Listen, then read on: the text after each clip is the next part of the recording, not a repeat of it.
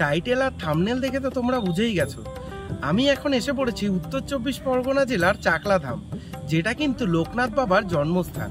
তোমাদের সাথে আজকে শেয়ার করব চাকলাধামের যাবতীয় সমস্ত তথ্য।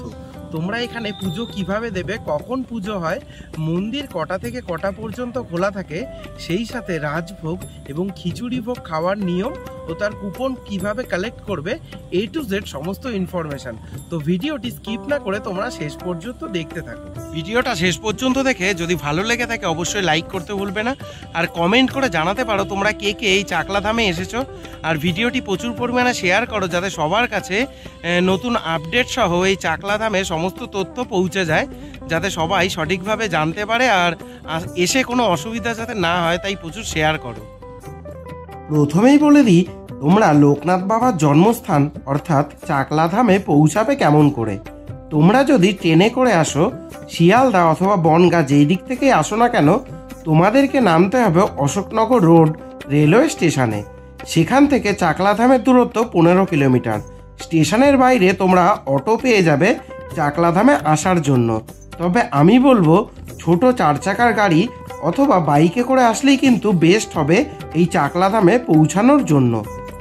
আমি বাইকে করেই গিয়েছিলাম, তো আমার যেতে কোনো অসুবিধা হয়নি।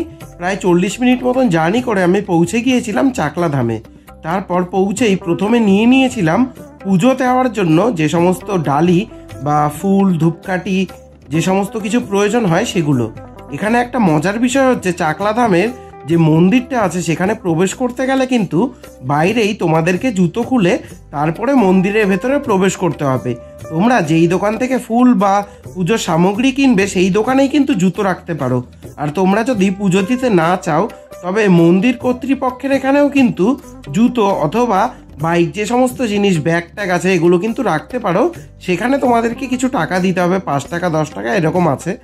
আর এখানে গাড়ি অথবা বাইক নিয়ে আসলেও চিন্তা নেই, মন্দিরের সামনেই কিন্তু পার্কিংয়ের ব্যবস্থাও রয়েছে। তো এটা হচ্ছে মন্দিরের প্রবেশের যে মেন দরজা, সেইটা।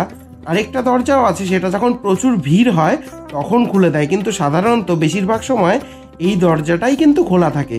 আর এই যে দরজাটা দেখতে পাচ্ছ, এর বাদিকেই কিন্তু রয়েছে সেই হেলমেট, ব্যাগ বা জুতো সমস্ত কিছু রাখার যে জায়গাটা, সেই জায়গাটা। তো যাই হোক, এদিক দিয়ে প্রবেশ করতে হবে। হ্যাঁ, চাকলাধামে প্রবেশের জন্য কিন্তু কোনো টিকিট কাউন্টার বা অন্যান্য অনেক মন্দিরের মতন যে সমস্ত পান্ডা টান্ডা থাকে, ওই সমস্ত কিছু কিন্তু নেই। আর এটা খুবই পরিষ্কার পরিচ্ছন্ন বড় একটা জায়গা। তো আমি গিয়েছিলাম বিকেল বেলার দিকে, এই কারণে কিন্তু অনেকটাই ফাঁকা। এই ভিডিওতে আমি সমস্ত কিছুই কিন্তু বলে দেব, যে কখন আসবে, কখন পুজো দেবে, ভোগ কখন পাওয়া যায়, সমস্ত কিছুই। তো ভিডিওটা শেষ পর্যন্ত দেখতে থাকো। আর এই মন্দিরটা সত্যি খুবই শান্ত, প্রচুর বড় বড় গাছে যেমন ভরা, তেমনই প্রচুর শান্ত আর সুন্দর।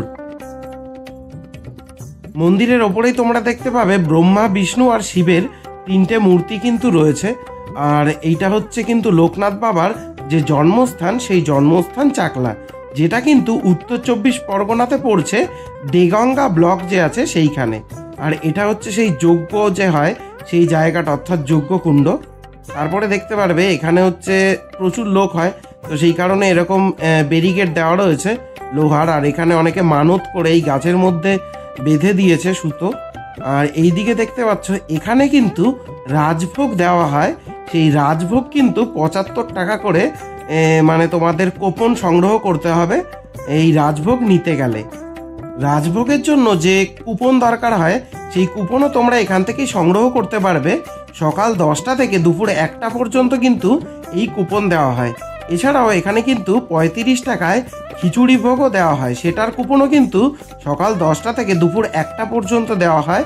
আর প্রসাদ মোটামুটি ওই ধরো 4টে পর্যন্ত দেওয়া হয় প্রসাদ। এবার তাও পরে যদি থেকে যায়, তো তোমরা গেলে কিন্তু সেখান থেকেও নিতে পারবে। আর এখানে দেখতে পাচ্ছ, যেহেতু আমরা বিকেলে এসছি, মন্দিরটা কিন্তু অনেকটাই ফাঁকা। বিকেলে গেলে যেই সুবিধাটা হয়, তোমরা নিজেদের মনের মতন সময় নিয়ে কিন্তু পুজো দিতে পারবে। আর সাধারণত বেশিরভাগ সময় এই জায়গাটাতেই পুজো হয়। তো আমি এই মন্দিরটাতে গিয়েই প্রথমে ঠাকুরের কাছ থেকে আশীর্বাদ নিয়ে নিলাম, তারপর পুজো দিলাম। এবং যেইটা সবচেয়ে ইন্টারেস্টিং, যে এখানে কিন্তু সন্ধ্যা আরতি হয়, সেইটাও কিন্তু দেখেছি। সপ্তাহের প্রত্যেকটি দিনই কিন্তু লোকনাথ বাবার এই মন্দির খোলা থাকে। সকাল 8টা থেকে রাত্রি 8টা পর্যন্ত, আর 8:30টায় বাবার পুজো হয়, আর দুপুর 12:30টায় হয় ভোগ আরতি। ভোগ আরতি শেষ হওয়ার পরেই অর্থাৎ দুপুর 1টা থেকে কিন্তু খিচুড়ি ভোগ এবং যে রাজভোগ আছে সেটা বিতরণ শুরু হয়। যাই হোক, তো আমরা তো বিকেলে গিয়েছিলাম, তাও আমাদের কপাল ভালো ছিল, তাই আমরা কিন্তু প্রসাদ পেয়েছিলাম। আর এই দেখো, এই মন্দিরটা কিন্তু, যে দোতলা মন্দিরটা আছে তার নিচের তলায় কিন্তু তোমরা চাইলে ছবি এবং ভিডিও করতে পারো, কিন্তু পুরো মন্দির জুড়ে অনেক জায়গাতেই কিন্তু ছবি বা ভিডিও করা নিষেধ রয়েছে। যদি তোমরা করো তবে কিন্তু ফাইন হতে পারে, তো লেখাগুলো দেখে নেবে। আর এই দেওয়ালটা কিন্তু খুবই সুন্দর করে তোমার সাজানো গোছানো রয়েছে। পুরো দেওয়ালটাই কিন্তু সাদা কালার করা, আর এছাড়াও বিভিন্ন দেবদেবতার মূর্তিও কিন্তু রয়েছে এই পুরো লোকনাথ বাবার যে চাকলা ধাম আছে সেখানে। তো দেখো, এই যে শিবের বিভিন্ন মূর্তি কিন্তু বিভিন্ন রকমভাবে সাজানো রয়েছে। এছাড়াও আরও অনেক মূর্তি এবং লোকনাথ বাবারও অনেক মূর্তি কিন্তু এই পুরো চাকলা ধাম জুড়েই রয়েছে। আমার মতে চাকলা মন্দিরে যাওয়ার সেরা সময় হচ্ছে বিকেলবেলা, কারণ এই সময় যদি তোমরা আসো তবে মনের মতন পুজো যেমন দিতে পারবে, তেমনই শান্ত পরিবেশে পুরো মন্দির চত্বরটাই ঘুরে দেখতে পারবে। দিনের বেলায় যেহেতু প্রচুর ভিড় হয়, তাই সেইভাবে পুজোটাও দেওয়া যায় না, কিন্তু বিকেলবেলা গেলে একেবারে নাম গোত্র সমেত ব্রাহ্মণ কিন্তু অনেক সময় ধরে পুজো দেয়। তো যেটা তোমাদের যদি উদ্দেশ্য থাকে যে পুজো দেব, তবে কিন্তু বিকেলবেলাটাই আসা ভালো। আর একটু আগে যোগাযোগ করে নেবে, একজনের ডেসক্রিপশনে নাম্বারও দেওয়া থাকবে, তিনি মন্দিরের স্টাফ। যদি তাকে বলে দাও বা পেমেন্ট করে দাও, তিনি কিন্তু তোমাদের জন্য প্রসাদও রেখে দেবে। মন্দির চত্বরের বাইরেই কিন্তু একটি রক্ষাকালী মন্দিরও রয়েছে। আর এই চাকলা মন্দির যে কর্তৃপক্ষ, তাদের দাতব্য চিকিৎসালয় থেকে শুরু করে বিভিন্ন সমাজসেবামূলক কাজও কিন্তু তারা করে। এছাড়াও মন্দিরের বাইরে কিন্তু তোমরা এরকম দোকানও পেয়ে যাবে, যেখানে কিন্তু লোকনাথ বাবার মূর্তি থেকে শুরু করে আরও বিভিন্ন দেবদেবতার মূর্তিও রয়েছে। এছাড়াও তোমরা যদি কোনো চা বা এই ধরনের কোনো খাবার টাবার খেতে চাও, তাহলেও কিন্তু খেতে পারবে। বাইরের খাবার কিন্তু মন্দিরের ভেতরে নিয়ে প্রবেশ করা নিষেধ।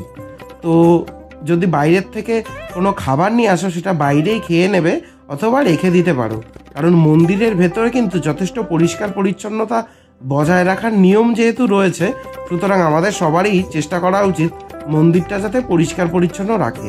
যারা মানত করে তারা কিন্তু এই গাছে এসে ইটও বেঁধে দেয়। যাই হোক, খুবই বড় একটা মন্দির। আর এই যে দেখতে পাচ্ছ ঘরটা, এখান থেকেই কিন্তু খিচুড়ি ভোগ বিতরণ করা হয়। দুপুর 1টার থেকে শুরু হয়, যতক্ষণ প্রসাদ থাকে, ওই অ্যাপ্রক্স ধরো বিকেল 4টে পর্যন্ত। তারপরেও যদি প্রসাদ থেকে থাকে, তখন তোমরা বললে কিন্তু 35 টাকার বিনিময়ে তোমরা এখান থেকে খিচুড়ি ভোগ সংগ্রহ করতে পারো। আর এই খিচুড়ি ভোগের যে কুপন, সেটা কিন্তু সকাল 10টা থেকে দুপুর 1টা পর্যন্ত দেওয়া হয়। খিচুড়ি ভোগের জন্য তোমাদেরকে 35 টাকা করে দিতে হবে, আর এই জায়গাটায় এসে পড়তে হবে।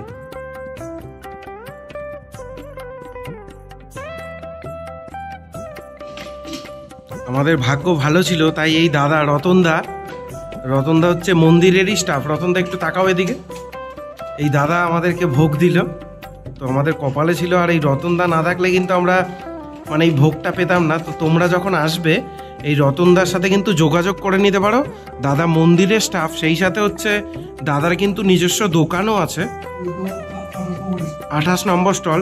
তো দাদার সাথে কিন্তু তোমরা যোগাযোগ করেই নিতে পারো। রতনদার মোবাইল নাম্বারটা হচ্ছে ডেসক্রিপশানেও কিন্তু আমি দিয়ে রেখেছি, তো তোমরা দেখে নিতে পারো।